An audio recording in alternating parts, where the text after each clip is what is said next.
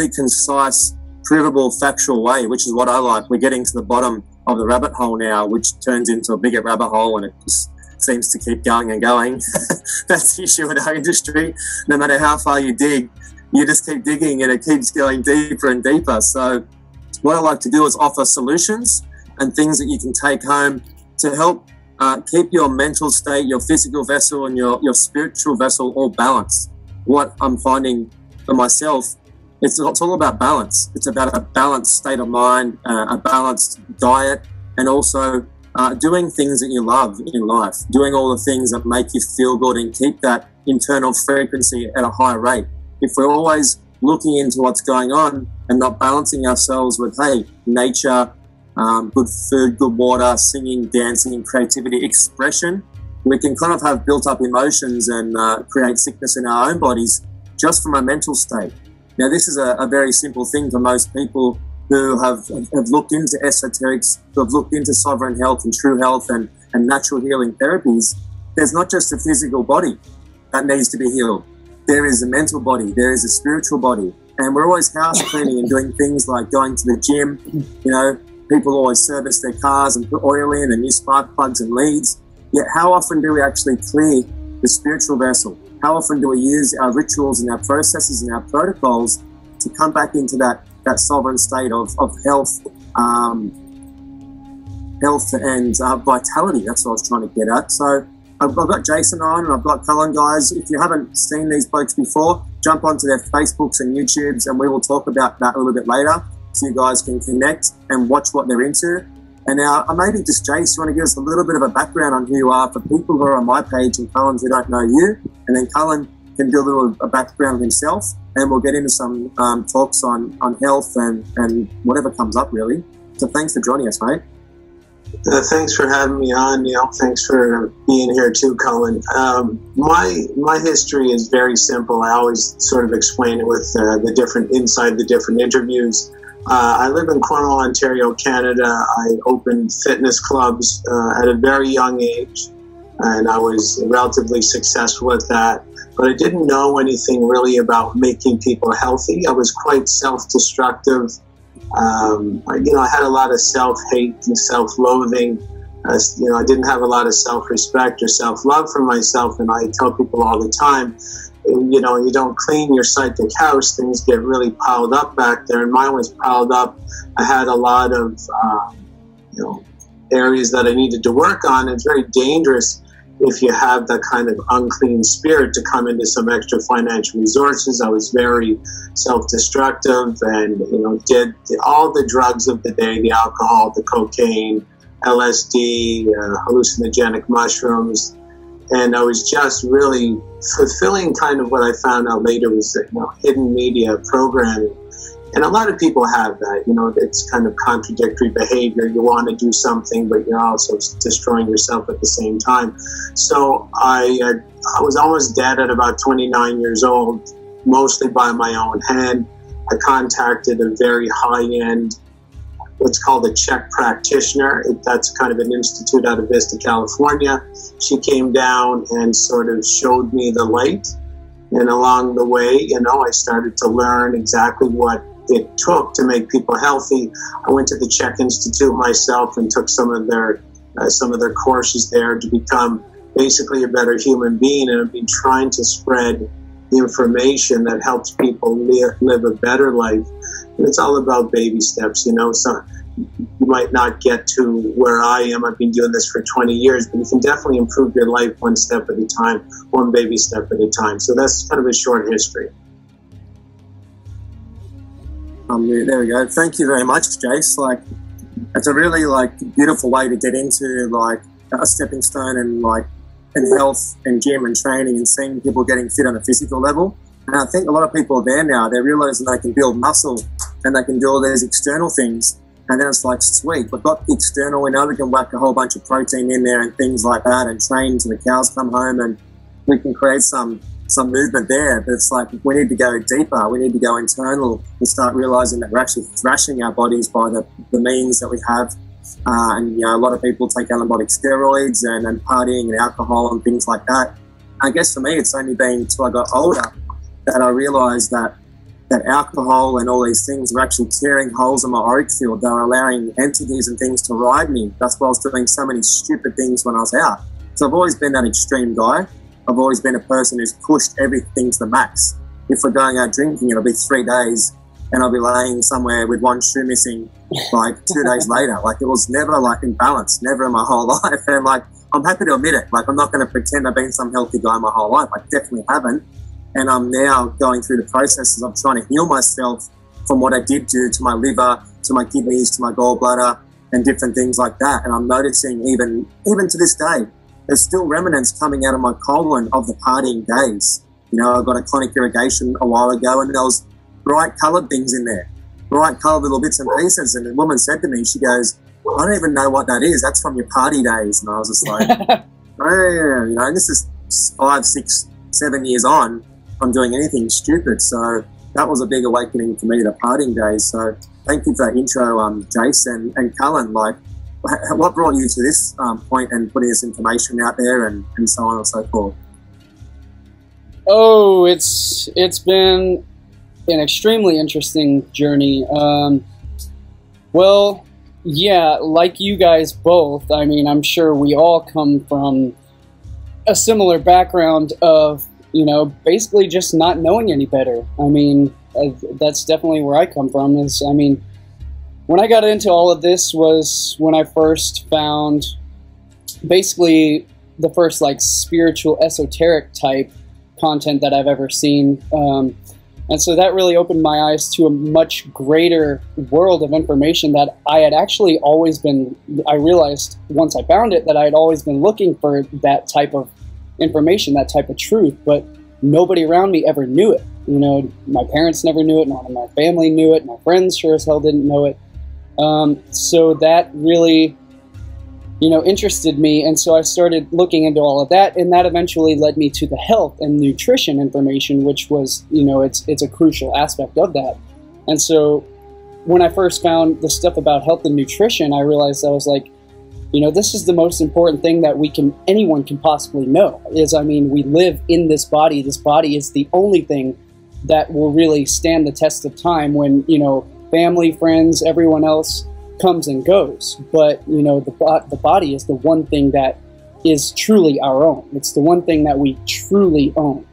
And, you know, nothing else external outside of us is really even in comparison to, you know, to our own body. And so that's ultimately the most important thing. And so once I realized that, and I started learning all the health and nutrition information, all the various conspiracies that go around about suppressing, you know, human self-knowledge and human knowledge of ourself and of our health and holistic nutrition and, you know, lifestyle medicine, that's when I realized I was like, that's the most important thing we can do. So, you know, that needs to be the primary focus. And what it did was it pissed me off as to why I had never been told any of that stuff. Like, you know, we're not taught nutrition in school. I mean, even mainstream doctors don't get any nutrition training whatsoever, maybe a couple hours at the most.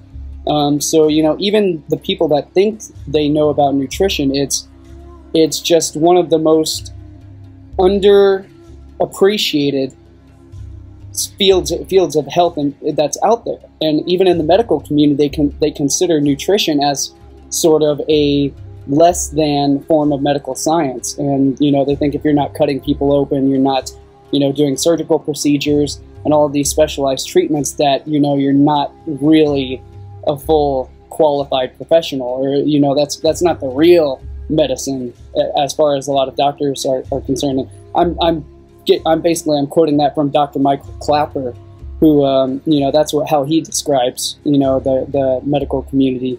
So yeah, once I got into all of that, I realized that's the most important thing. And that's what really pissed me off, was that no one knew about it and no one went out of their way to tell me about it.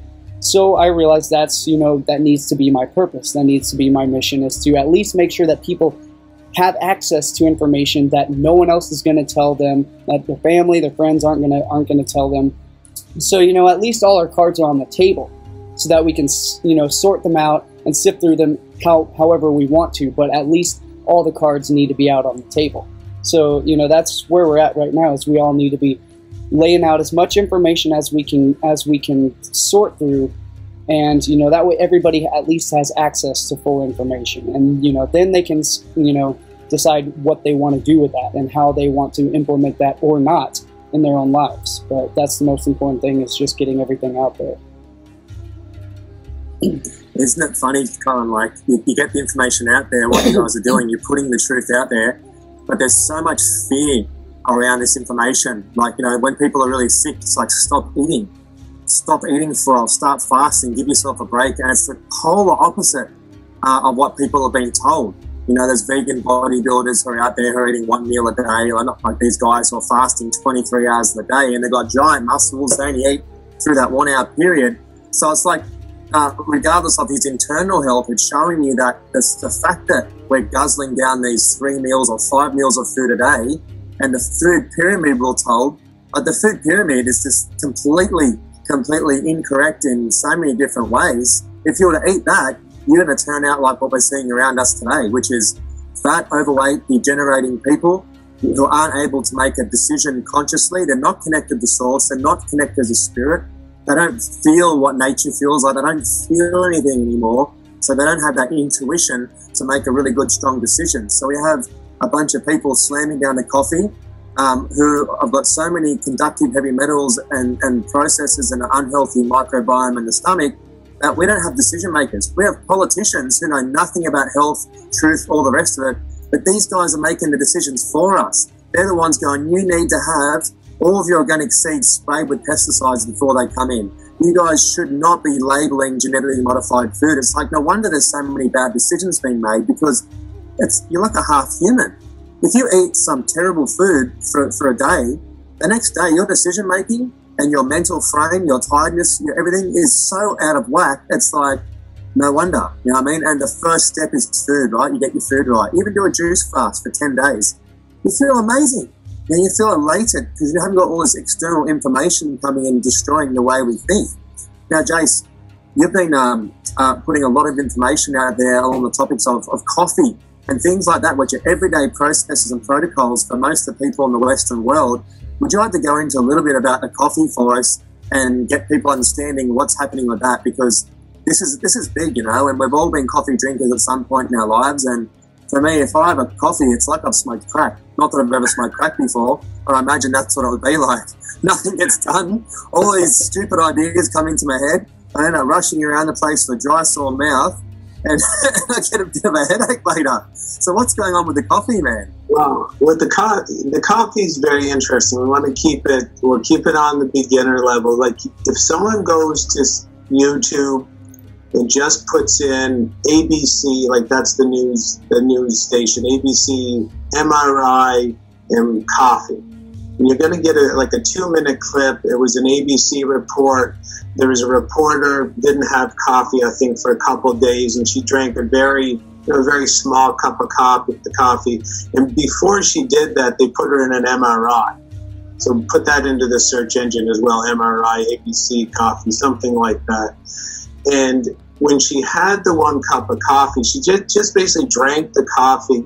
She fell back into the MRI, and they did another brain scan. And, the neurologist that was analyzing the MRI, it cut the blood flow to her brain by 40%.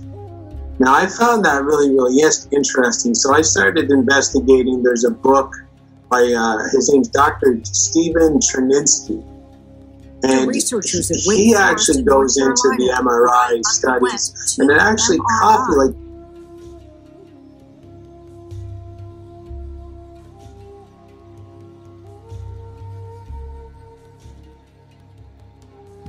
they also analyze, we see in the media today, there's a lot of news reporting that caffeine has benefits for longevity, lifespan, blood sugar, Parkinson's. And he analyzed every caffeine or coffee study ever published. And that's really hard to do. It's called a meta-analysis. And he did a full meta-analysis of caffeine and coffee studies. And they were all funded by something called the Coffee Line. And they were all, bought and paid for before, and they cherry pick the data and cherry pick the participants. And we might be used to this. I know it's kind of controversial, but we might be used to this in some areas of medical science where there's been a lot of fraud found out. But everybody's very confused about why is there so much fraud going on with the coffee studies. And if you read that book, it's called Caffeine Blues by Dr. Stephen Cherninsky, you're going to see that coffee causes depression, it causes insomnia, it causes low iron, it causes ulcers, it causes tendon tears and tight muscles and migraines and all kinds of problems that people aren't really aware of. The worst thing that I found with coffee or caffeine is it activates your body's fight or flight. It activates what's called your reptilian brain, kind of where the dumbest and most inept and most moronic and most low IQ part of you lives. You really don't want that on unless you're in like a street fight. Because if you're in a street fight, that's a really beneficial part of the brain. Because, when you're in a street fight, being dumb is good. Because your violence is good, aggression is good, low IQ is good. But people are having this coffee, they're cutting this huge blood flow off to the brain, and then they're activating the reptilian brain, which is it's kind of a component of the brain which have a different set of behavioral characteristics, and it's the worst part of us. So just for beginners, you might want to start considering weaning off the coffee and understanding that there's something going on. Maybe read the book and understand that coffee could be the most powerful drug on the planet because it really seems to tranquilize, even lobotomize on a shorter duration, like a 24-hour duration. Maybe start there for people instead of getting into I could really give a good rant, but we'll leave it there. Excellent. It's so funny, dude. Oh, sorry, Cullen, just 2 seconds. When you said like the reptilian brain and like makes you really dumb, I live half my life on that thing, like coffee, this, that, like tired, running on my adrenals, like so many street fights. I used to be a kickboxer, and always be not doing great things. And I wondered if I wasn't eating terrible food since the day I was born. I wasn't slammed with vaccines and wasn't drinking coffee and all that. I wonder where I would have been. I wonder if someone at a young age said to me, like a shaman or an elder, and sat me down, took me out into the bush, and I was like, mate, this is what you should be eating. This is how we respect our food. This is what we do before we drink water. We bless our water. We bless the earth. We bless the fire. You should build a fire every night and sit around the fire with your friends and your family and talk stories, Imagine we had those processes if we would have been caught up in the rat race, and we've obviously got probably similar backgrounds. This has all been a learning curve for us, so I'm not going to be like, I wish I didn't do that. There's definitely a whole bunch of things I wish I didn't do. I could write like 10 books on what you shouldn't do in life, and I'm only just getting to the point of what you should do, you kind of triggered something in me when you're saying that about the reptilian brain, because probably 2/3 of the world's population are running on that, except the native cultures and certain people out there who are living a conscious lifestyle. So, sorry, Cullen, I know you're going to talk then. Oh, no, definitely.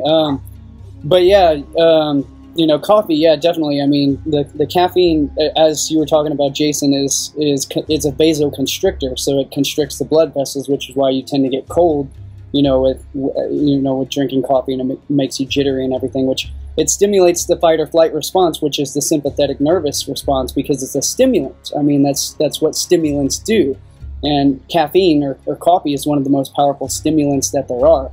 There are a lot of other very powerful stimulants that most people aren't aware are even stimulants. For example, like animal protein itself is one of the most powerful stimulants. It stimulates the adrenal glands because the kidneys have to work in overdrive to excrete a lot of that excess nitrogen out of the kidneys, which nitrogen is highly acidic, which it throws off our entire pH balance in the body, which is why it causes so much renal failure, and as well as lymphatic stagnation is trying to get rid of all that excess nitrogen. Everyone's always concerned with, where do you get your protein from, bro? Where are you going to get all your how much protein you packing in these? The problem is not getting enough protein. The problem is, what are you doing with all that excess protein that you're getting day to day to day? protein is one, and nitrogen balance is one of the only things that is so hard to actually eliminate from the body. It's one of the most important things that is so hard to eliminate from the endocrine system, especially from the lymphatic system as well. Especially if the gut is permeable.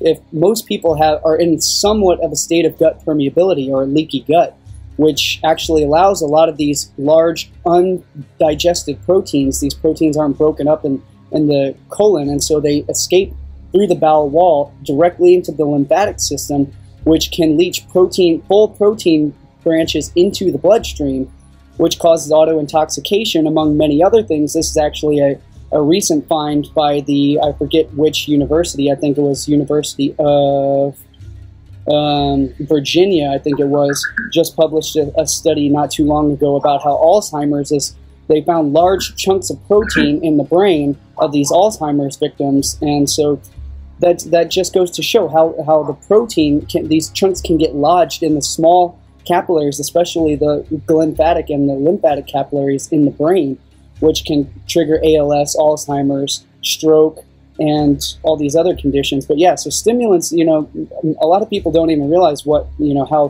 how powerful stimulants are, and even what major stimulants are that we eat every day, and just don't even think about it. So yeah, I mean, there's many different aspects to that. But yeah, coffee is a big one, especially when in the alternative health community with coffee enemas and doing all that stuff. You're stimulating your adrenal glands in order to, and what that does is it slows down peristalsis, which is the undulation movements of the bowel wall, which allows elimination, proper easy flow of elimination.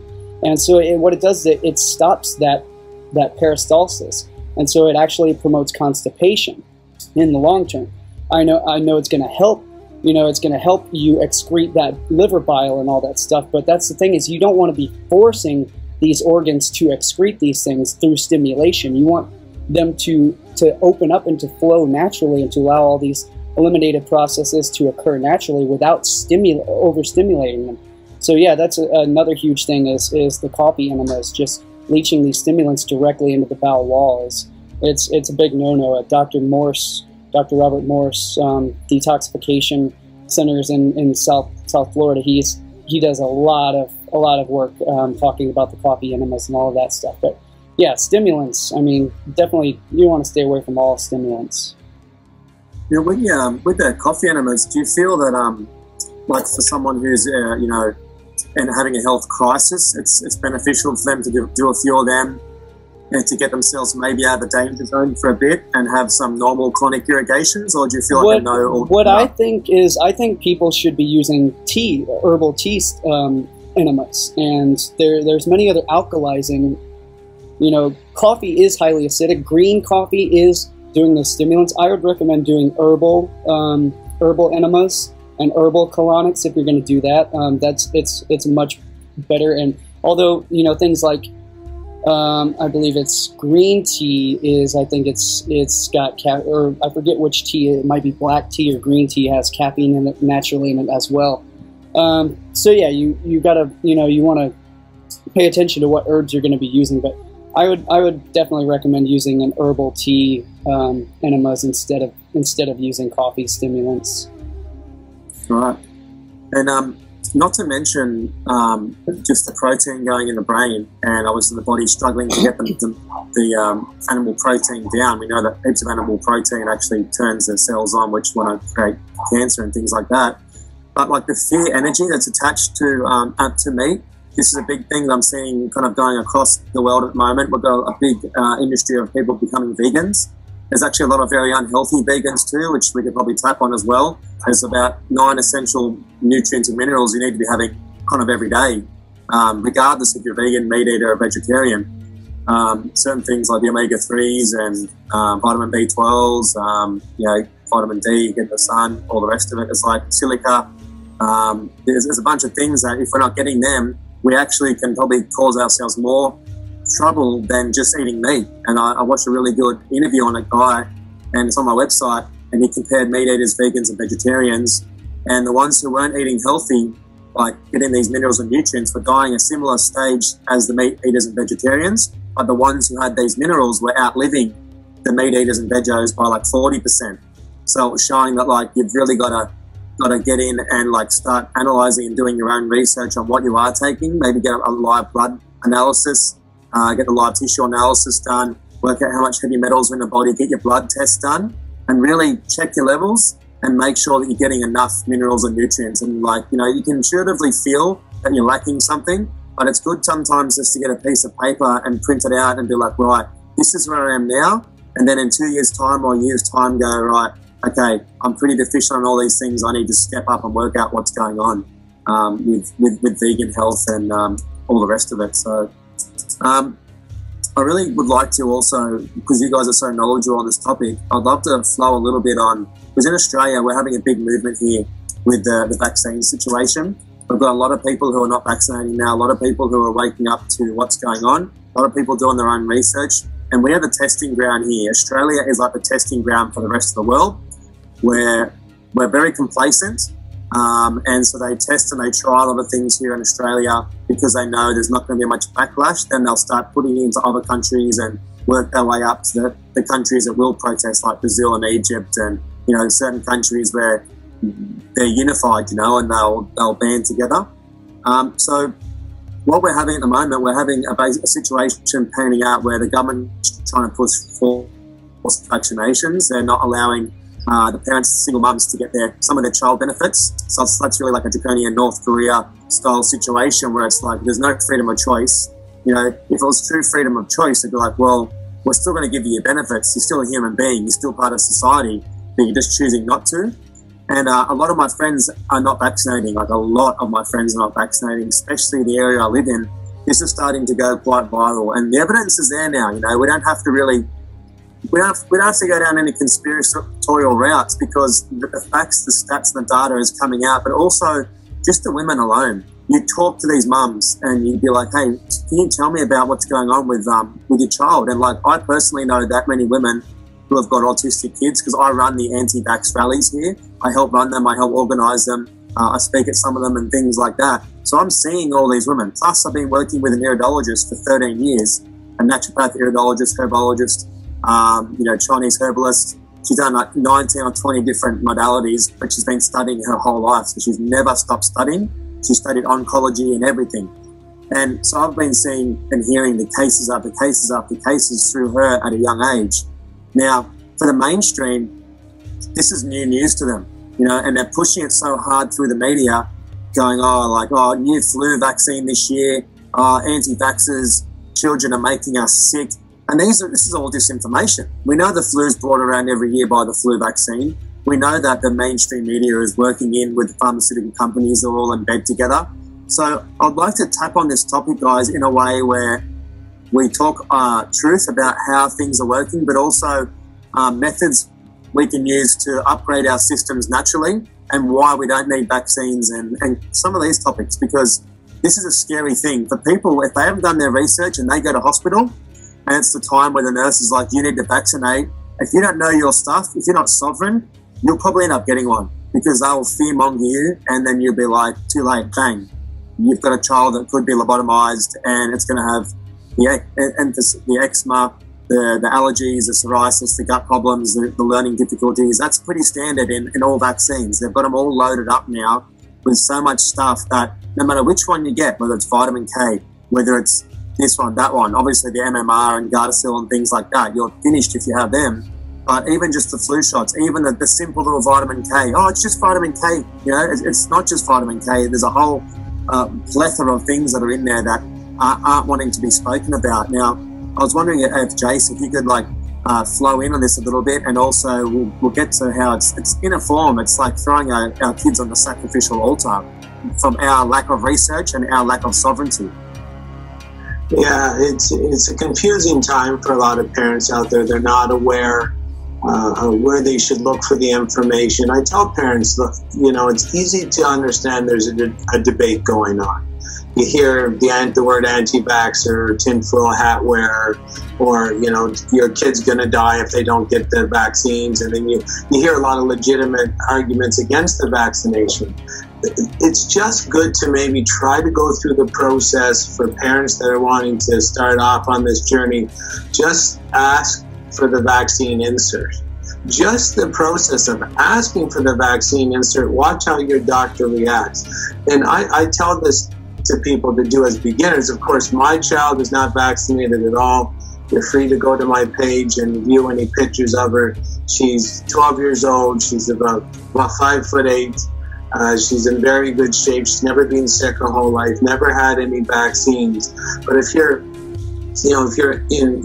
boiling in this pot of fear, just ask for the vaccine insert. Each vaccine insert, without exception, will say that the vaccine can kill your child directly or indirectly.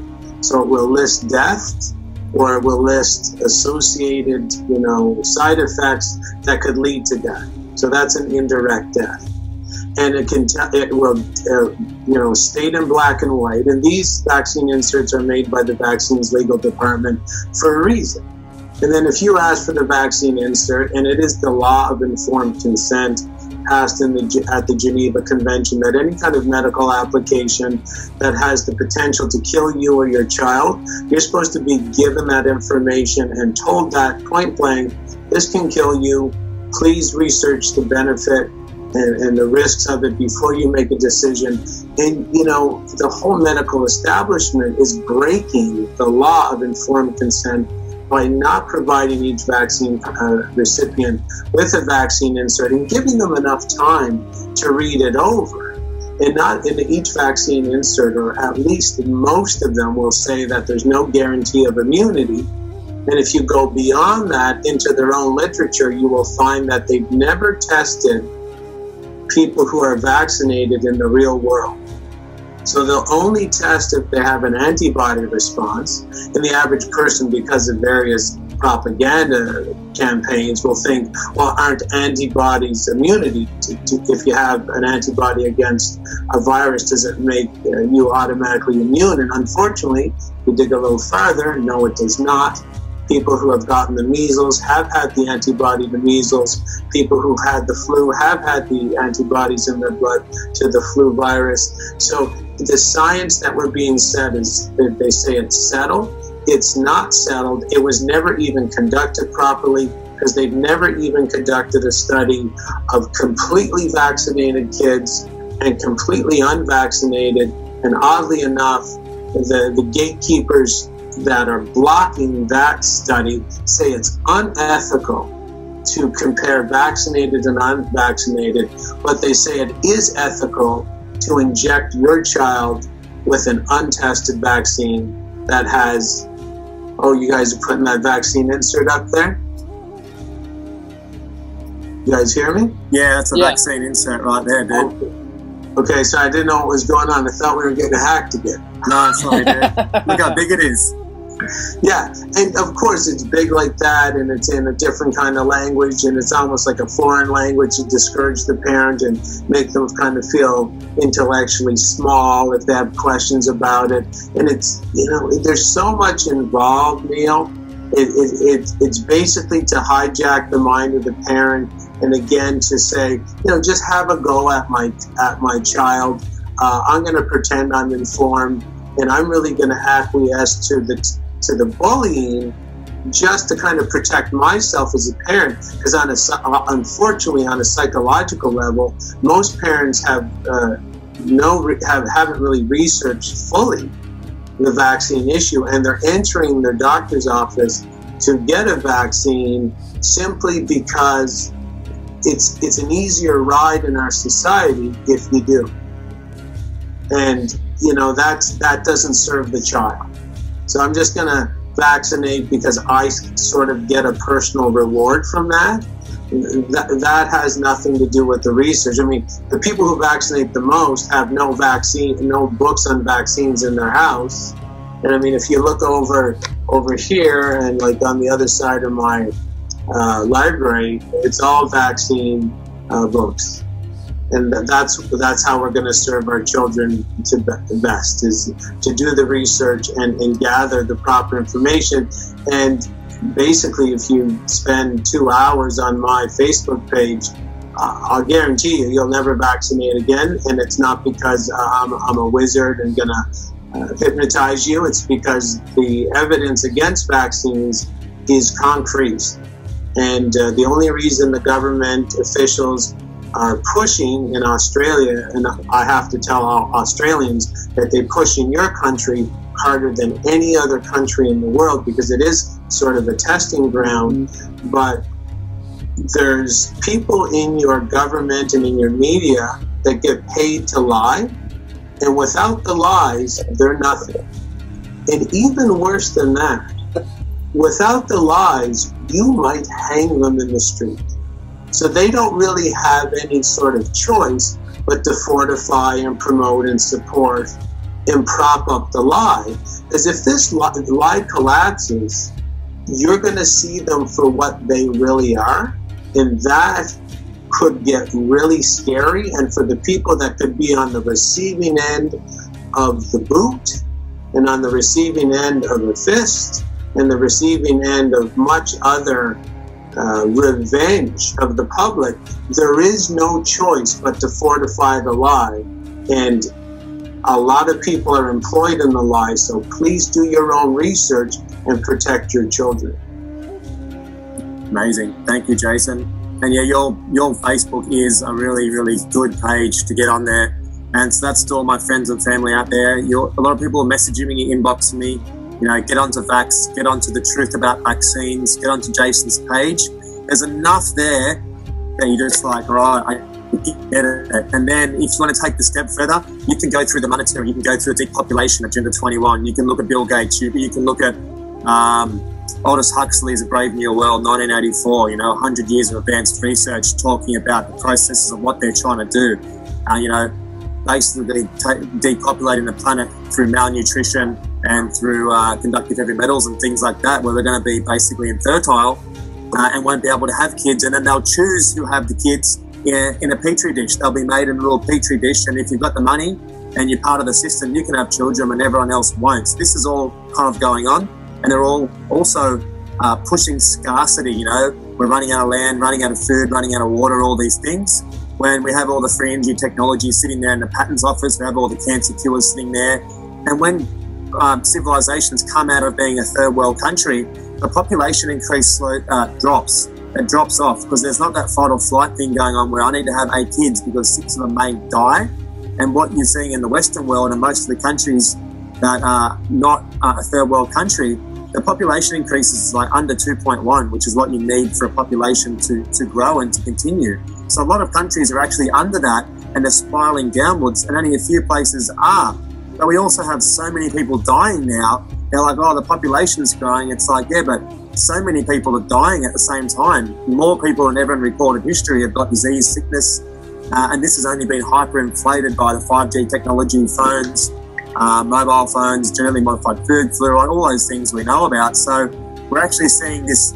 We're coming to a point now, it's like, which way is the civilization going to go? And if all of these people keep getting vaccinated, we're going to see the medical system not going to be able to hold or benefit enough people because there's so much pressure on it, so much pressure. When you have an autistic kid, like I said, I've hung out with a lot of autistic kids. Not only is it a physical disease, but it's a spiritual hive attacking these children, feeding on vital life force and vital life energy.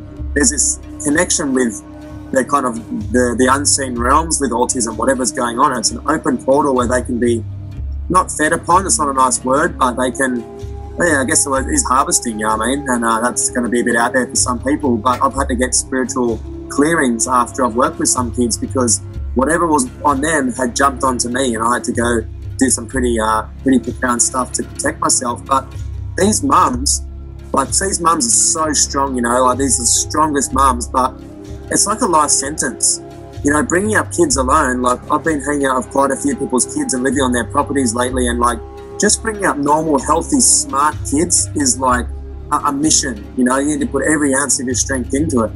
To have a kid that, even at the age of 70 years old, you're going to be probably wiping his ass and looking after it at all times, 24 hours a day. There's not even babysitters who are going to be able to look after your child. That's like a life sentence. And I don't wish that upon anyone, you know. I wish for healthy kids, and this is why we do what we do, because we're warning you guys. There's no benefit for Cullen and for Jason and myself telling you guys not to vaccinate. We don't get money from Chinese herbs or any other therapies. It's like we're just putting the information out there so you can make an informed decision. And just go ask and talk to the people who have autistic kids in the street. Go, hey, how'd this come about? You know, like what was the process? And they'll tell you. They'll tell you, look, I had a healthy child, and then within 48 hours, 3 hours, 6 hours, half an hour, the physicality changed. The behavior changed. When they started getting seizures and they started not communicating, their eyes weren't looking at us. I'm like, you can't tell me that there's millions of mums around the world who are all conspiring together to make a conspiracy around autism. Like, come on, guys. These mums are your everyday mums who have now got autistic kids. It's not that difficult. Look into the money. Look into Big Pharma. Look into controls and who owns Big Pharma. Look into the ingredients in vaccinations, especially the MMR. Mercury. You could drop a mercury vaccine on the ground before you inject it. Apparently, you have to clear out the whole office, open the windows, because it's highly toxic and dangerous.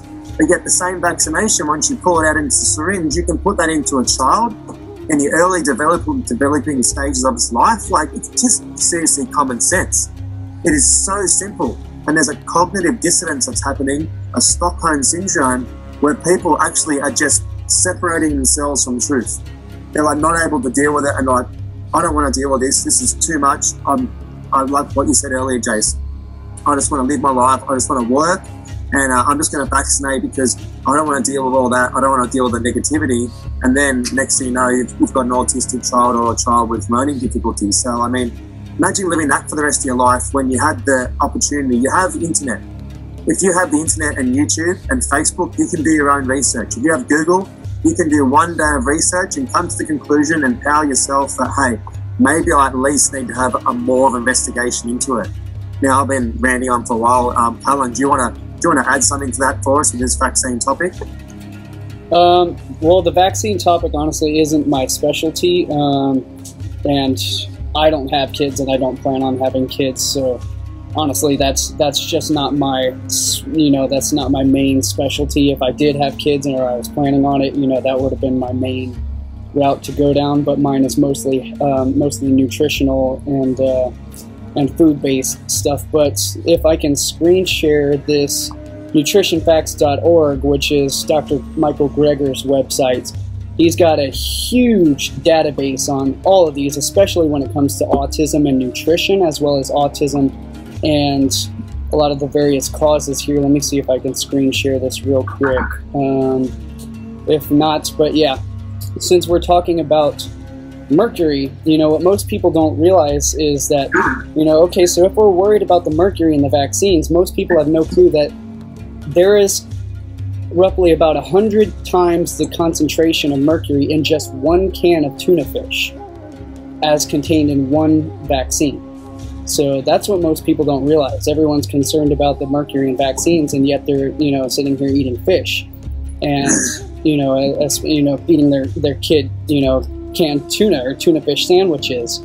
And, that's a level of bioaccumulated mercury, which this is one of the most, if we're going to talk about health and nutrition, what most people are oblivious to, and, it's not, to blame anyone for that. It's just because most people don't understand that the science of biomagnification, bioaccumulation, is probably the most important topic that anyone can ever understand. It's one of the most crucial topics that we need to understand is how environmental pollution, the further down we go on the food chain, the safer it is. So if we're gonna, try to eliminate pesticide, toxins in our food supply, over 95% of all human intake of all toxins, whether that's in vaccines, whether it's in air pollution, whether it's in from chemtrails or any others, all of these sources combined, let's put that on the left hand here.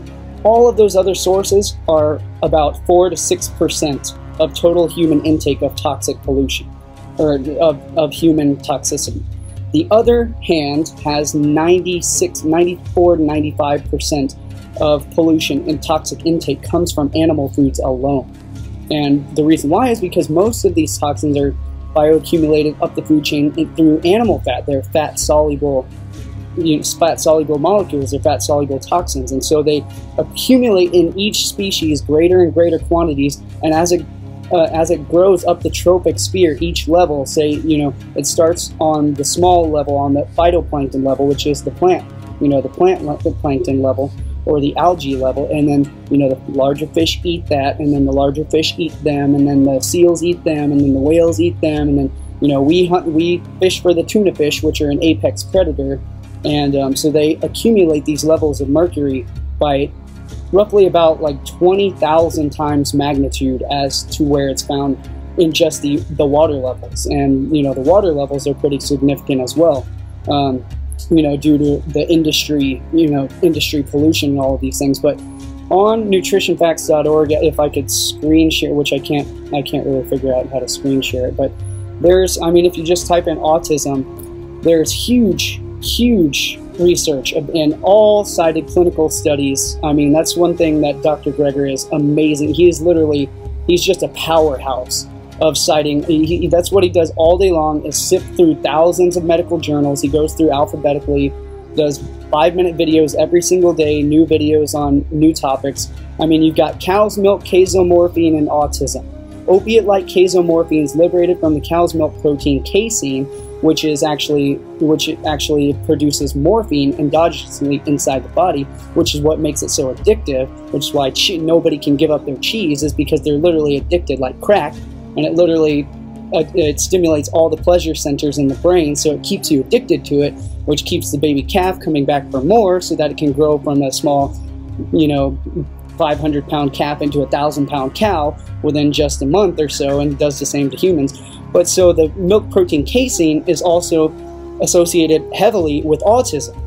And also he did a video that cited the medical literature about a meta-analysis about the mercury associations with mercury and autism. And what they found was that there actually wasn't that great of a correlation of the mercury with autism, but what it was, the huge definitive correlation of autism, was air pollution.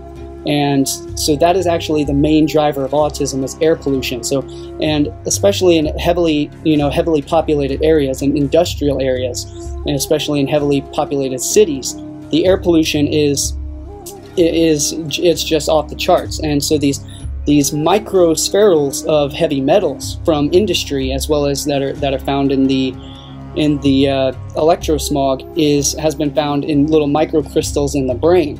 And it's been found also in studies that those microcrystals respond heavily to EMFs, to electromagnetic frequencies, which are emitted from our cell phones, our Wi-Fi, our cell phone towers, and just about everywhere we go.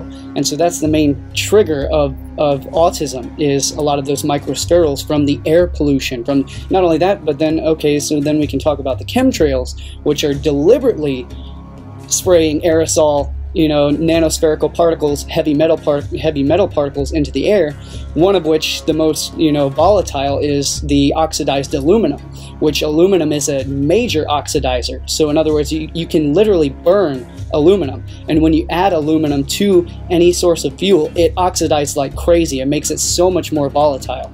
And that just goes along with, so they're spraying these aerosols to supposedly cool down the earth because it's being warmed by, we've got global warming is our problem.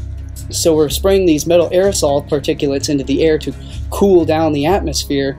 Well, what it's actually doing is it's oxidizing the atmosphere, which makes it a lot more dry. It dries out the air. It causes the air pressure to drop. It causes it to become extremely dry, which in areas like California being heavily sprayed as well, because California produces like 90% of the country's agriculture. The country's plant produce comes from California.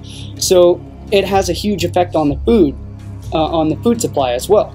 Not only that, but it's a huge reason why the whole West Coast has been just exploding for the past year or so in forests, in wildfires. Some of the most extreme, intense wildfires we've ever had on record. And not just that, but consecutively, year by year by year. Seemingly after all the brush would have been cleared out from the previous forest fires, continues to just burn more and more acreage because of this oxidizing aluminum agents which also has the same effects on our brains and on our tissues and on our bodies. It dries them out, it oxidizes them, which, you know, oxidation is basically, it's what causes rusting. So, you know, it's what does the same thing in the body. It's what causes high levels of inflammation, which in the brain, those heavy metals interfere with electric transmission, with electric signal transmission through the neurons of the brain, which also attributes to autism, ALS, neurodegenerative disease. Not only that, but another major contributing factor to that is the cholesterol and the saturated fat in the animal foods themselves. They form myelinated plaques on the sheets of the neurons. And so that actually prevents neurotransmission as well, even though the neurons in the cells are composed of cholesterol, but that's endogenously produced cholesterol. That's cholesterol we synthesize in our bodies because we require it. It's an essential nutrient, so that's why our bodies make them. But the more exogenous sources we consume, the more that interferes with our body's own process to be able to produce those sources. So that's just a huge other aspect of autism, neurodegenerative disease that most people completely don't understand or overlook. And when you point these out, they will just completely deny it. They'll you know, I mean, you cite all these studies to them, and then you get all the people saying, oh, well, clinical science is completely controlled, it's all a conspiracy, don't ever believe any science that you hear, which is the whole fallacy of the right brain imbalance, which is that you can't ever trust anything science related. You know, everyone gets conspirified and all these conspiracies, so therefore they start to throw out all science altogether. And yes, the science studies are heavily controlled, so that's why it takes an immense amount of due diligence to understand the methodologies, how the science is done. Is it good science or is it bad science? Is it funded by industries like the animal industry, such as the Meat, Dairy, and Eggs Board, the American Egg Board, the American Cattlemen's Beef Association, the American Dairy Association, any of these other large industries, as well as the alcohol industry, which you'll be very interested to hear this, Jason, is Dr. Pam Popper does amazing, amazing research. She is just an absolute shark at sifting through large amounts of data and large amounts of science studies. And she recently published 2 videos about the alcohol industry directly funding the NIH, the National Institutes of Health, and providing millions of dollars into the research to make alcohol seem like it's healthy. And so that's where all these public, all these blogs and all these, you know, this publicity for drink a glass of wine a day, take a shot a day, you know, a glass of red wine a day is good for your heart, it's good for you, you know, it's good for you. That is all funded directly by the alcohol industry. And she goes through specifically and names how much money, because she analyzed their tax returns and she analyzed the audits that were done for which corporations are funding the NIH. That goes into that. But not only that, she also did a awesome research that exposes how the alcohol is directly implicated in causing cancer. So it is not healthy whatsoever. Not even a glass a day, not even in moderation. Again, Dr. Michael Greger on nutritionfacts.org also right on par with that, has done great videos just being released about that research as well, about how alcohol is a known carcinogen. It's a proven carcinogen. That's, you know, I mean, it is settled science, and yet the industries are funneling all these funding into these government corporations such as the NIH and these other companies that procure, you know, science studies. And so yeah, I mean, it just goes on and on and on. But, you know, most people will deny these things when you try and show it to them because of all the deliberate disinformation out there. And Dr. Greger also says that's the whole point of why the industry does this, is because he quotes that if you inject just the right amount of doubt into the public's mind, you've already won. So, you know, it's the same thing with dialectics and, you know, providing a controlled opposition. You provide the public with doubt, and then you can feed them absolutely anything because they won't believe anything. And so you've already won the debate right there just by injecting manufactured doubt into the public's mind. And so that's what the industry has mastered for, you know, well over 100 years, as they've been, you know, funding all of these government studies and all of these things. So yeah, I mean, I think I'll leave it there before I, you know, ramble off into too many other areas. Thank you very much, Cullen. I'm wondering, if the difference between eating tuna in a tin and then having mercury and aluminium mixed together, being injected straight into the body, crossing the blood-brain barrier, if that's going to be like a completely different constitution, not going through the liver and all the detoxing processes to create that protocol. But you are definitely right where there's so much fear and so much disinformation out there around everything now. It's almost to the point where people are like, I don't even give a shit anymore. I'm hearing a lot of people just going, I can't be bothered, I'm just going to go back to doing what I do before they got into the truth movement, start doing their own research, because it's a minefield. You know, you're seeing a lot of all these pop-ups now on Facebook with disinformation, obviously like very well done videos. And all you need to do is make a really lovely video with an eco-friendly logo and have some children running through a field and some guy talking, looking like a doctor. And that's enough to make people to believe that situation, you know. As long as it looks safe, people will buy into it. As long as a doctor's wearing a white coat and talking, then that's the credibility, the white coat, the doctor and all that, as opposed to people who have been doing extensive research on the topic and have real world knowledge, like what I'm saying, meeting all these women and people for the last 10 years with their kids. Boom, no autism, vaccination, boom, autism straight away, you know.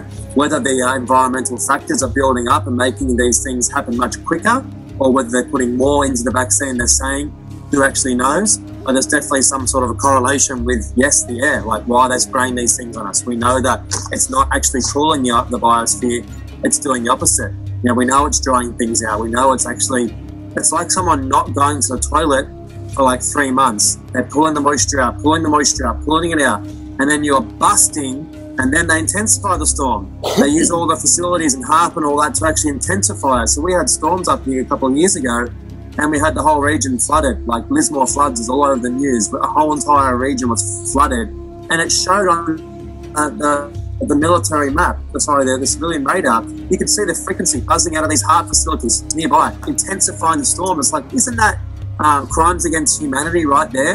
And who do you go to when that happens? You don't call the police. They're going to be like, well, we can take you to a mental hospital if you like. That's not our job. Then you're like, well, whose job is it? If the police aren't to do anything, the federal police, all they do is drop around the diplomats and just, you know, export and bring in all the drugs into the country with the Crimes Commission. That's what happens in Australia. So it's like, where do we go? The United Nations is run and controlled by the Rothschilds. NATO's their puppet army. So it's kind of up to us, you know. It's up to human beings to unite and ask the questions and stop the divide.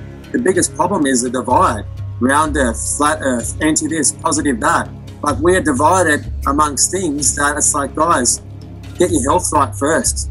Seriously, before you even start investigating these massive, massive topics, get your health right. Start treating your family and your friends right. Start treating yourself right. Start getting into sacred practices and understanding how the world works on an internal level. You know, walking each step of your life in a way that's conscious. If you can't do that, like, I'm just basically saying maybe you shouldn't even be worrying about those things first, because the more conscious people we have walking around this planet, doing good things all the time, just doing good things each day, you know, pick up some rubbish, connect with someone and go, hey, do you need a hand? Like, you know, are you okay? Simple things, a hand on the shoulder when you're talking to people and check in. Like, that's the disconnect. The biggest disconnect is that we're different. You're over there in your country, Cullen, and you're over there, guys, you know, fuck you guys, I'm Australian, we're very different to each other.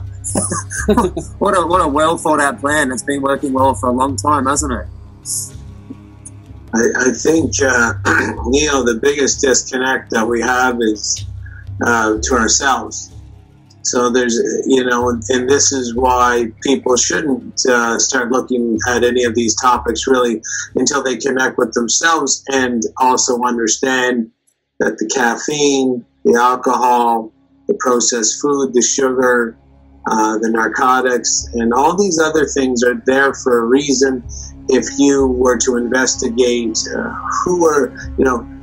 who's famous for bringing in drugs like the opium wars in China, or who's famous for shipping cocaine into the U.S. and getting caught. Well, the first one, the Chinese, the opium wars, that was the UK. And then, of course, Bill Clinton and Hillary Clinton were caught in the U.S. being massive smugglers of cocaine. This is part of a ruling family agenda where anytime you want to quash some sort of awakening, you send in the drugs. And caffeine is more powerful, so it seems through the research, than cocaine or alcohol, because of course the two, cocaine and alcohol make people very messy. They're very ineffective slaves. Coffee seems to really hyperactivate the slave, it lobotomizes the slave, it tranquilizes the slave, it makes the job they hate that much more tolerable. So we're getting ruled through this psychic dictatorship that's more internal to our own brains, because we're treating ourselves so poorly, and there's reasons why we do that as well. But we're really disconnected from ourselves. So you can't give what you don't have. And so if you're disconnected from yourself, you're not, if you don't know how to love yourself, you're not going to be able to love anybody else. So I tell people, if you want a little starting point, start getting rid of the big sedatives, the big tranquilizers.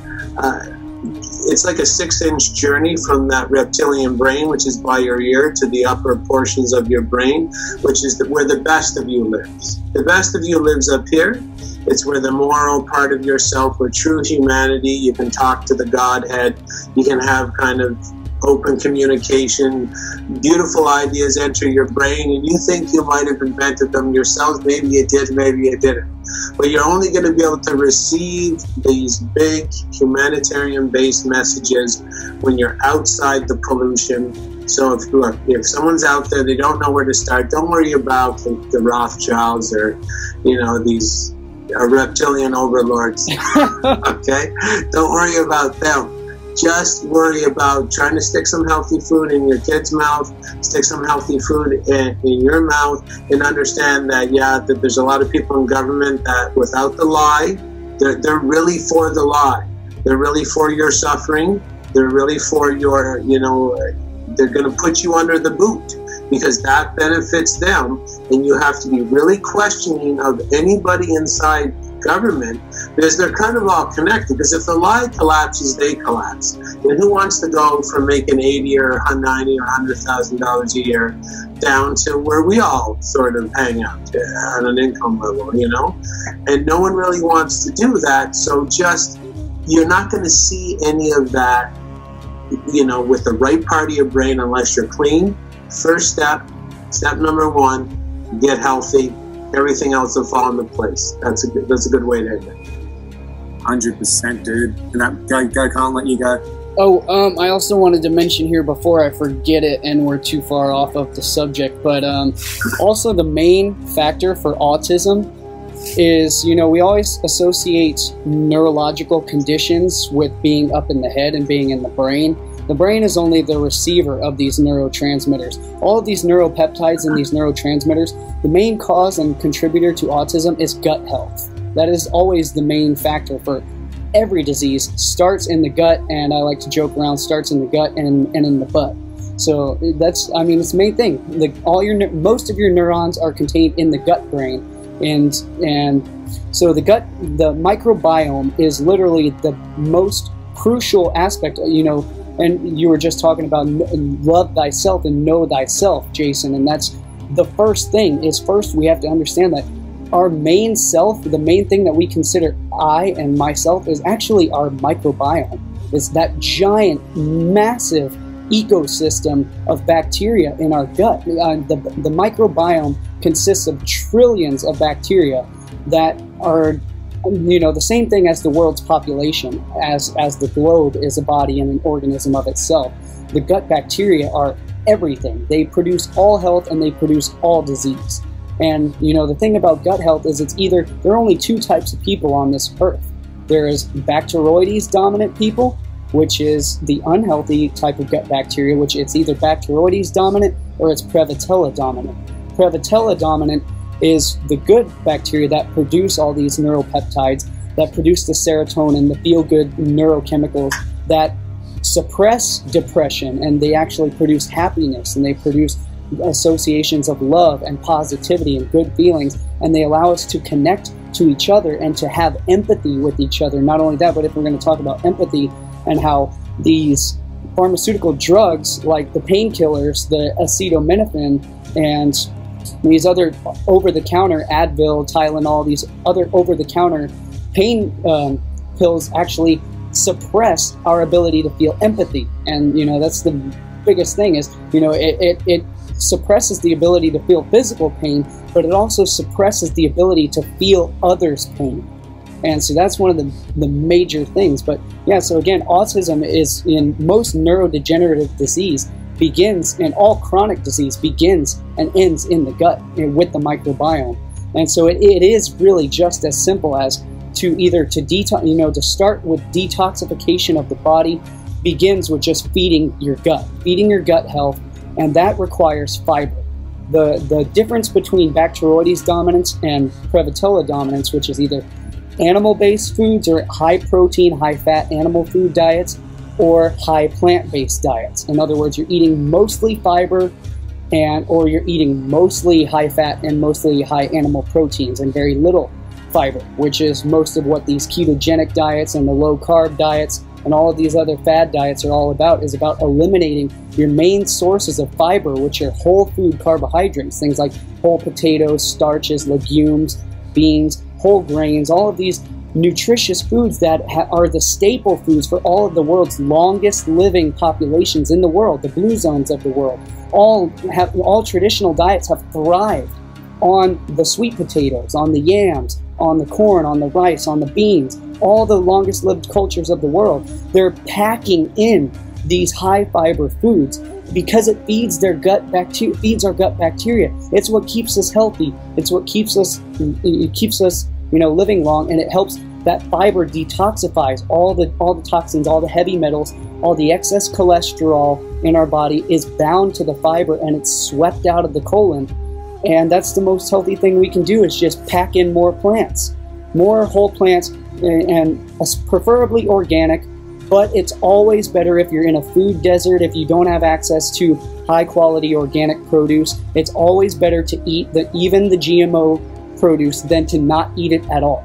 And that's what the clinical science shows. I'm not going to tell people to go out and eat GMOs, but I'm not going to tell people not to eat GMOs as opposed to not eating plants. You know, it's best to eat the plants even if they are GMOs, because the benefits far outweigh the detriments. So, I mean, we don't all have access to high quality organic food, but for those people that don't, just eat as many plants as you possibly can, and that's the best thing that's going to help eliminate all chronic disease and detoxify your body at the best that you can be.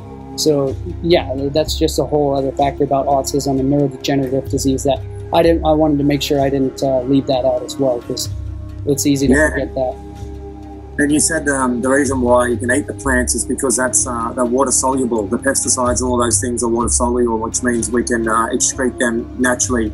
It's funny you say that. Like I kind of feel like a lot of people need to hear that, because I know, like, when I first got into this realm, like, I'll be at the shops and I'll be like looking at food, just going, I ain't buying shit from Woolworths. You know what I mean? I'm in there, there's all that food. I'm like, I'll just literally go hungry and go home.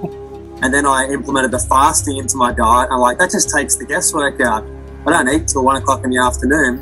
And I do all my eating around, like, 3 or 4 hour period. So I don't get caught out being hungry and tired. And when I do the intermittent fasting, I have heaps of energy. You know what I mean? The first 2 days I was a bit off, but when I intermittent fast, so I finish eating probably like 5 o'clock in the afternoon. I start at like probably midday, maybe 1 o'clock, 2, something like that. And so it's a big whack of fasting, and my brain works so well when I'm fasting. And if I put rubbish food in on that first meal, man, I'm off. You know what I mean? So it's important for me to put live food in, like I either do a smoothie or I do the superfoods and things like that, and pack a lot in. Because if I have just like, a piece of nice like the toast that's no gluten and all those things, even that still, it's just like, the body's just like, it just doesn't function. Then I get a smoothie and a green juice, things like that, and like, boom, I'm up, I'm cruising. And the difference between, I found, a normal juicer and a cold press juicer, big difference too, massive difference. You actually feel full when you have out of a cold press juicer, where the normal ones, you just seem to be hungry like 20 minutes later. So that's a big thing for people out there. If you have got normal juicers, try a cold press juicer for a while, get a second-hand one maybe off eBay, like an Oscar Nero or something, $150, because you're just squashing the food. It's just being squashed. It's not being buzzed up with heat and losing a lot of minerals and nutrients. Now, I digress, but where you said before, Jason, be good to yourself, I wanted to stipulate to people that meditation, the inner work, and the walking around with the shoes off, getting out in the sun as much as you can. I put coconut oil on any chance I can get in the sun. If it's in winter time, I'll chuck a bit of natural coconut oil on just to get a bit more of a tan. You don't do it too much because then you're blocking the skin cells and you can have the reverse effect and you can dry your skin out. Everything in balance, like I said, but just a little bit on the face. Once every now and then, you get a really nice, beautiful warmth and a brownness. But for me, when my life starts going down the gurgler, which happens like 4 times a week usually, when things start happening, I just realize that my spiritual practices have dropped off. I haven't been walking around barefoot. I haven't had me time. I've been doing interviews and this and that. And I'm like constantly doing things, trapped in here, trapped in the monkey mind, not in that place of like, hey, I'm going to just go sit somewhere with a book or even without a book and just read in the sun on the grass and just breathe and relax. If we're not doing that daily, weekly, whatever you need to do, you're going to find yourself so out of whack, caught in the 9 to 5 hamster wheel, locked into all these survival mode things which are going on, getting angry in traffic, getting triggered by people. So like, I just want to say to people out there, if you've never meditated before, or you're running the excuse of, I can't, that means you have no control of your whole life. If you can't sit with your eyes closed and get into a place of calmness, it means something else is controlling your mind. It means there's heavy metals stuck in the gut, stuck in the brain, stuck throughout the body, and you're distracted. So just sit there, do it for just 20 minutes, okay? Even if it takes you 15 minutes to even get close to having a bit of a silent time with yourself, keep doing it every day, like the gym. You're not going to be Arnold Schwarzenegger overnight. Well, you're not going to be unless you take anabolic steroids and human growth and IGF-1 and all that, and insulin. But if you want to grow at the gym, you need to train regularly, just a little bit each day. Do the thing. This is a long journey. This is a marathon run. It's not the quick sprint where we guzzle down 500 tablets of deer antler and train for 3 days, then we don't train for 2 weeks, then we pump a whole bunch of DHA and then train again. Like, it's like each day just a little bit, getting the food right, getting our sleep right, getting our mental state right. And one of the most powerful things a friend of mine said to me, who I'm definitely going to do an interview with soon, Brian Schaefer, he said, Nate, because when you're eating, you need to smile. You need to sit, take your food outside, and you need to smile to create the serotonin release. And you need to look at your food and envision the food, what it's doing in your body, upgrading the vessel, healing, working in symbiosis with the food. Why would food want to be eaten by you if you're in a negative mind state? You're going to eat that food, and that food's going to be turned into negative as well, negativity. And for the last 2 weeks, I've been just sitting down, rather than rushing my food down, which I do sometimes, going outside, sitting down, looking at the food, thanking the universe, thanking whatever the food for it, and just eating slowly. And I found since I've been doing that, honestly, it has changed so much. And when he said it, I was like, oh my God, man, I'm going through a healing crisis, and you're going to fucking tell me to smile when I eat my food, you know? But it's the simple things that actually work. These things work because it's an intention-based reality we live in. What we focus on, we create. We've heard David Icke say that 100 times. What you focus on, you create. It's true.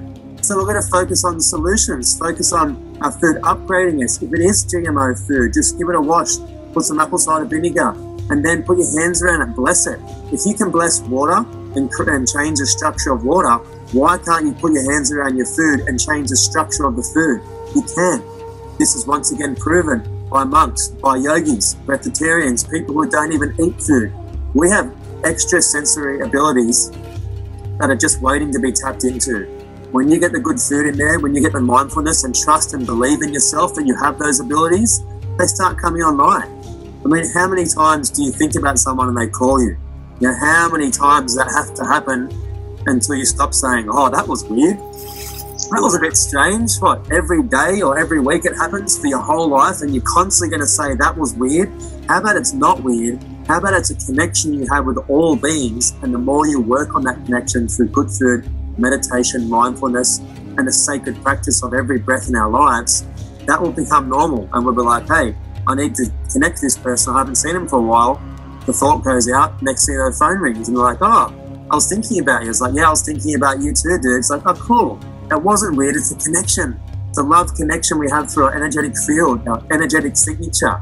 Like, get excited, people. You're not just skin suits.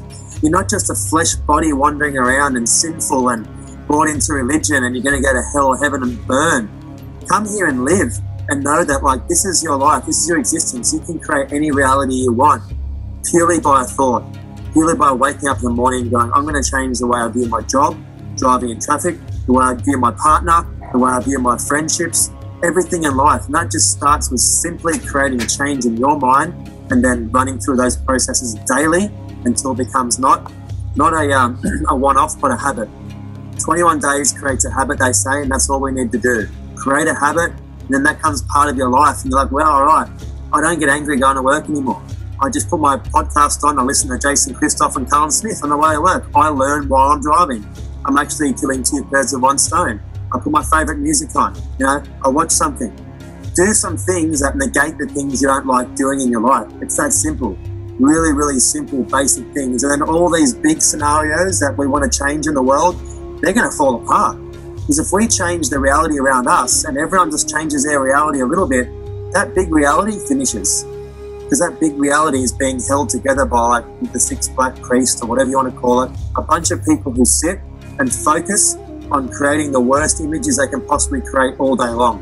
And seeing they are creating it, seeing they are focusing on it, and we're focusing on distractions, coffee, this, that, people looking through Instagram, we're distracted from co-creating.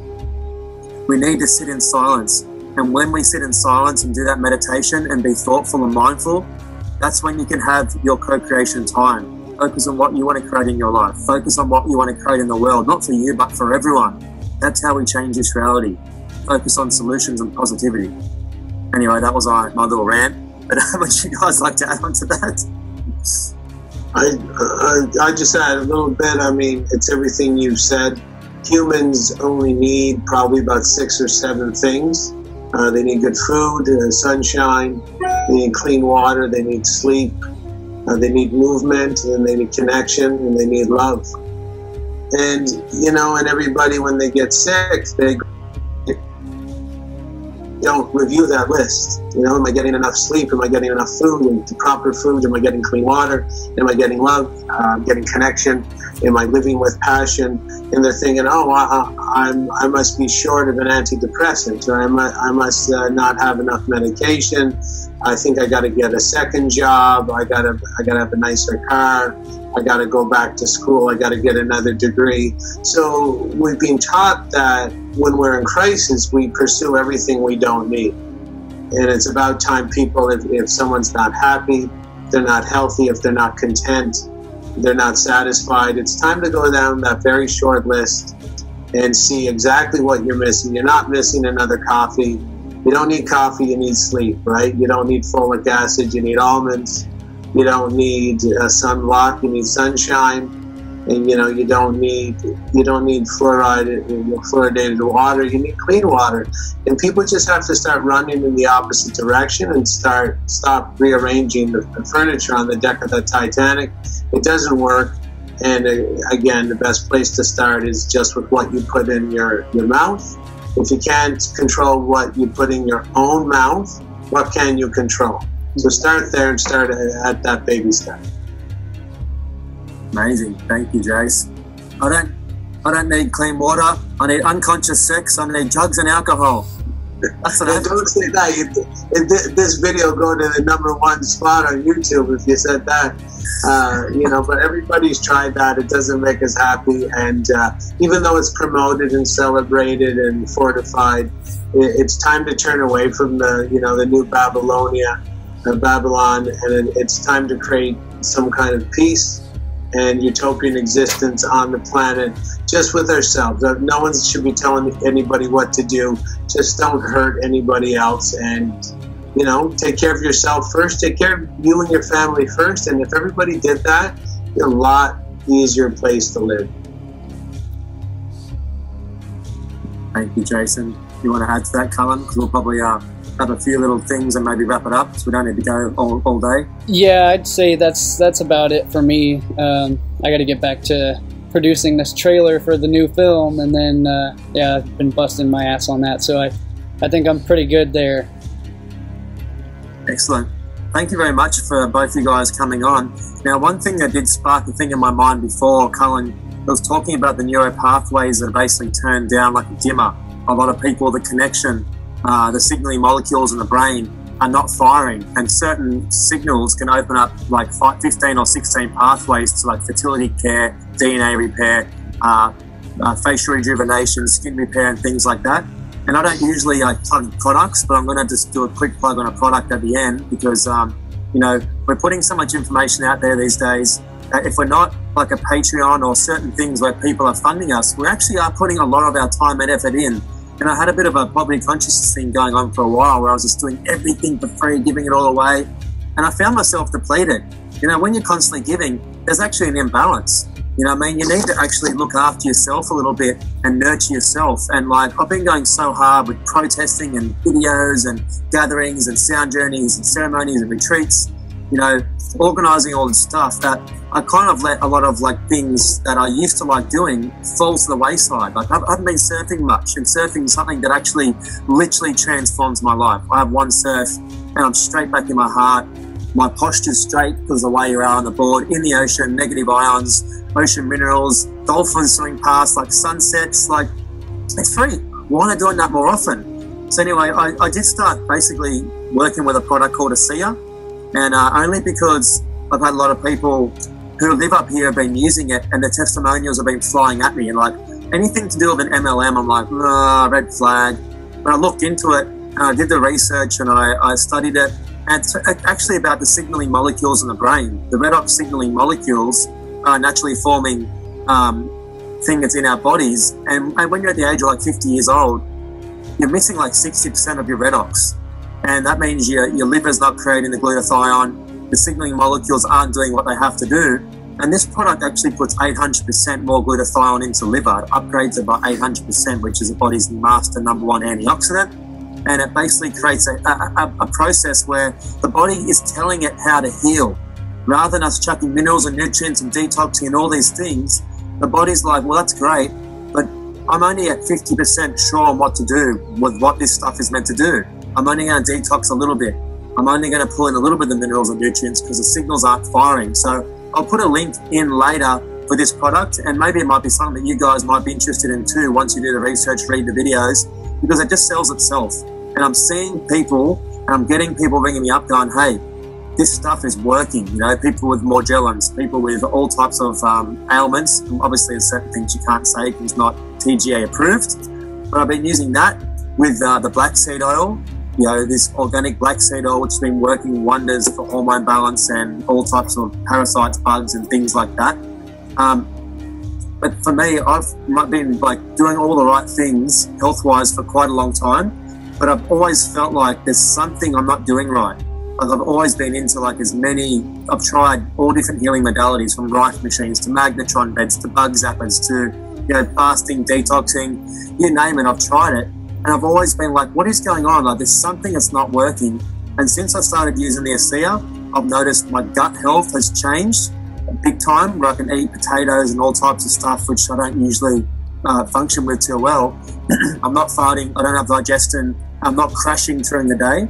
I was finding around that 2-3 in the afternoon, the liver time, I was crashing and having this real tired thing going on.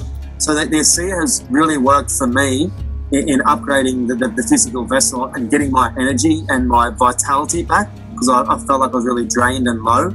So for people out there who are interested, there's stuff on my website that you can look into and have a look. And what that does, I'm letting you know, it does support me. It supports what I do in the world. And rather than giving stuff to charities, go onto people's pages like Cullen Smith's and support his Patreon. Become a Patreon, so you are giving him money to do his videos to help the world. And that's what he's doing. People like Jason, people like Cullen, I don't know if Jason, if you've got a Patreon page or something like that, but seriously, think about what you're doing with your money, guys.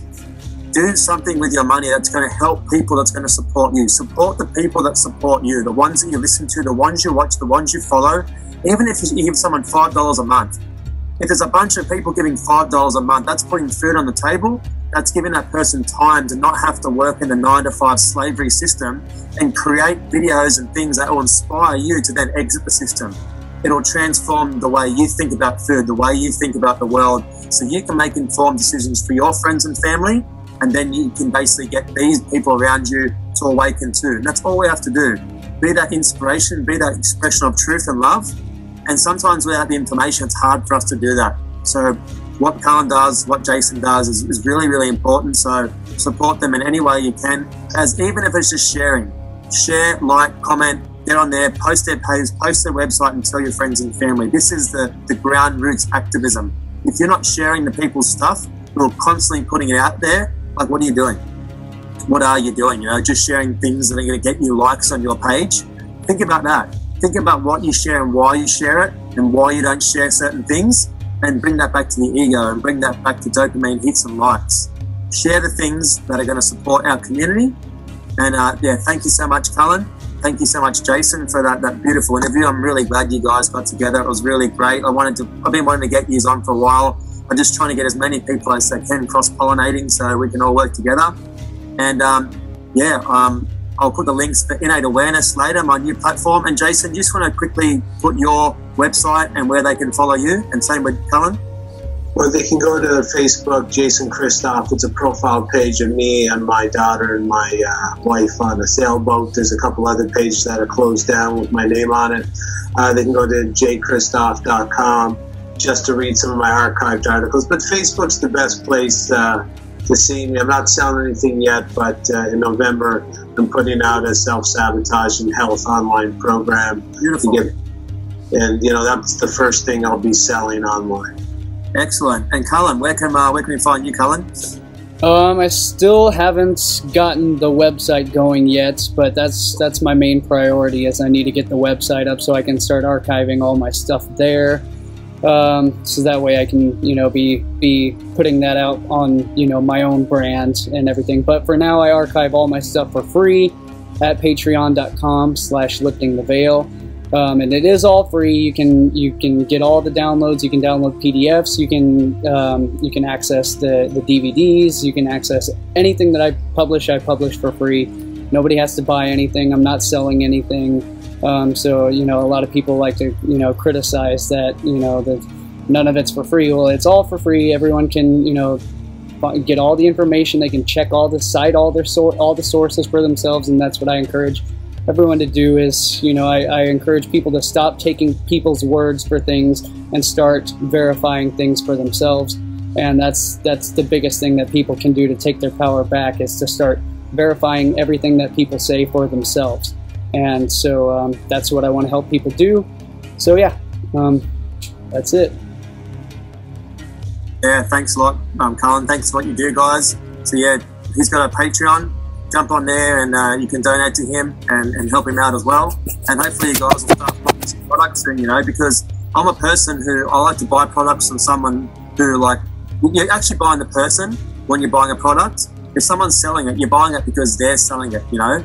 And you guys, I really know your health, and you guys know a lot of good products. It might be something worth looking into, just having maybe 3 or 4 good products that you highly recommend that you use yourself, and being a supporter of them, because we all need to be supported in one way, shape or another. But thanks for listening, guys. Another gathering of momentum, and we'll chat to you shortly. All right, I just push stop then. So that's kind of done. The Facebook stream didn't even stream, so we just got like stopped from all angles then. Good night. What time is it? 3 in the morning? Sorry, dude. No, it's 1:10. My wife's trying to say goodnight to me. Yeah, but if you're interested in something like this, let me know. This is the easiest product. Do your research on it, guys. I'll send you a couple of vids. You don't have to do anything. All they do is click on to Jason Christoff at ASEA, and they'll buy it through you. Yeah, I'm going to reserve. I got 2 or 3 other guys want me to look into stuff, so I'm done working June 1st. So I'm going to do, before I go to Greece, I'm going to look into all that stuff that I promised. I promise you'll be the 3rd guy on my promise list. Yeah, cool. No worries, dude. Like I said, I don't usually sell anything, but it's been selling out the door. I've been doing little seminars around here, and I mean, I don't know, maybe it's like a couple $100 a week at the moment. I've only started, but it's seriously been helping. And then the most important thing for me is like, oh fuck, it's getting rid of cancer and shit like that. It gets rid of cancer. It upgrades the body by 900% to heal. And even anti-aging alone, every 10 years you use a product or a face cream, you only age 2 to 3 years on a cellular level, proven scientifically. So if you look up redox signaling molecules, it's fucking crazy, but they could never stabilize it. It's like a spark where they could never actually stabilize it. And now they've stabilized it and you can drink it. Yeah, and it does all this, craziness. I'm just going to try it, and if it works, if it does what it says it does, and I like it, then I'll be like, yeah, there we go. It worked for me. Yeah, nice. Same with you, Cullen. But I'm not forcing it on you, just saying it's something there. It's worthwhile looking into, to support you guys. Yeah, for sure. Yeah, once I get a website up and have a place to. I'm going to have a shop for doing my merch line. I'm going to do merch with all the symbolism and the linguistics and a lot of the esoterica and stuff on that people can wear around, and it will really spark a lot of. You'll love that. Yeah, it's something I've been wanting to do for a long time. I'm just really bad at actualizing any of my ideas, so trying to work on getting all that going. Especially in ways that can support my stuff, so I can keep doing this without having to go back to do something that I don't like or something that will keep me from doing what I like to do. So yeah, isn't it funny, like, you guys are so good at what you do, but sometimes we just fail in certain aspects of our lives. Got so much following, but you haven't even capitalized on having products yet, Cullen. You could have had 10 things that you talk about in each interview at the end, and been flogging products and making. Well, that's the thing, is I have no interest in in selling, and it's just a whole other thing that it's a huge weight on my mind. I don't like to focus on selling anything unless it's something I really believe in, which is mostly just the things that I share and that I talk about. But the thing is, everything changes so quickly that what I'm doing today, who knows what I'll be doing tomorrow. So that's another reason why I don't like to jump on things too quickly. Is I don't want to jump on something and then the next week be like, oh no, I wish I had, I'm not onto that anymore. But yeah, so cryptocurrency. That's it. That's another. I can't fucking figure any of that out, dude. I think it might be a good thing, but it's just so fucking confusing. And having external wallets and all these key passcodes that you have to store backups upon backups upon back. It's so much. I mean, how confusing is that shit? That's where they want to take us, is to be fucking confused with all this shit instead of that takes us away from the simplicity of nature and and all that stuff. That's the only reason I haven't done it. It blows my mind. Bro, what you said then, I had so many people who were all on board and we were all doing it. I can't figure it out. When this thing went down and it crashed for a while, and I was like, oh my God, fuck, my whole life was revolved around some imaginary digits. And I rang my mate, I go, let's not fucking talk about crypto ever again. Let's just leave our shit in our accounts. It can stay there. The money's invested, and whatever happens with it, happens with it. I ain't talking about it. I don't care about it. So I just invested in 3 different companies. And my mate's actually creating an ICO at the moment, which is about creating community and free energy. So I'm definitely going to be buying into that one because it supports something good. But I said, I don't want to look at coin market cap. I don't care what Bitcoin's doing. And I realized it was a full distraction, like you said, a massive distraction where I was just every now and then, it's going up, buy, sell. Yeah, man. The recent Spielberg movie, I've been wondering what the hell happened to Spielberg. He'd been out of the game for forever, since Jurassic Park or some shit like that. I was like, where the fuck did Spielberg go? Maybe he knew about all the pedophilia shit and basically got out, sort of like George Lucas did. He got out and moved up to Marin, which is the forest area out of LA and all that.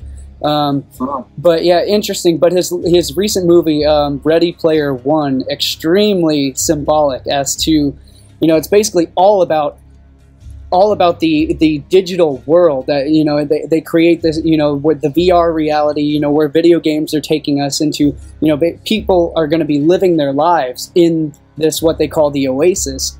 And so they basically live their lives, all their external lives revolve around acquiring the currency and stuff that you use inside the virtual world. And I was like, that's fucking cryptocurrency right there. That's what it is. It's like you have to constantly be investing all your time, all your energy, and not just learning about it. Because if you want to be successful at it, you have to know everything about it. You have to know the ins and outs. Just like anything in life, you have to know about it. And so, just waste your time. It's just a waste of time. Yeah. Hey boys, I gotta go. I gotta get up early in the morning. I know it's 10 o'clock only, but I don't do drugs anymore, so I gotta go to bed. Yeah. Yeah. Cool. All right, man. It was good talking, Chris. Good talking, Jason. We'll talk to you soon. Good to see you, Cullen. Yeah. Y'all have a good night. Okay.